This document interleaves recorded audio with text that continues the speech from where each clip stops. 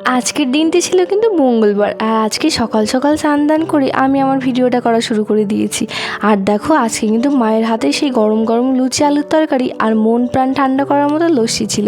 তো সেগুলোতে সকাল সকাল খুব মজা করে খেয়ে নিলাম। আর আগের দিন কিন্তু বাজার থেকে এই মাটির ঘরটাই কিনেছিলাম, সেটা তো আর দেখাতে ভুলে গেছি, তাই আজকেই দেখালাম তোমাদের। ভাবছি এবার থেকে এই ঘরের মধ্যে 5 থেকে 10 টাকা করে ফেলে আস্তে আস্তে গোছাবো। তারপর দুপুরে কী রান্না হবে, তাই তো দেখছি ফ্রিজে অনেক দিন ধরে এই ডাটাগুলো নষ্ট হয়ে যাচ্ছে, তাই ভাবছি এটাগুলো দিয়ে যদি একটা রেসিপি বানানো যায়। আর এই রেসিপিটা কিন্তু আমি ইউটিউব দেখেই শিখেছিলাম। তাই তো প্রথমে ডাটাগুলোকে ভালো করে পুড়িয়ে নিতে হবে, আর পুড়িয়ে নেওয়ার পর এর মধ্যে শাঁসের অংশটাকে ভালো করে একটা চামচ দিয়ে বার করে নিয়েছি। আর এবার লাগবে পেঁয়াজ কুচি, রসুন কুচি, গোটা জিরে আর শুকনো লঙ্কা। তো তেলের মধ্যে প্রথমে গোটা জিরেটাকে ফোড়ন দিয়ে তারপরে কিন্তু শুকনো লঙ্কা 3 থেকে 4টে ফোড়নে দিয়ে দিলাম। আর তারপরে পেঁয়াজ রসুন দিয়ে এর মধ্যে সেই শাঁসের অংশটাকে দিয়ে দিতে হবে।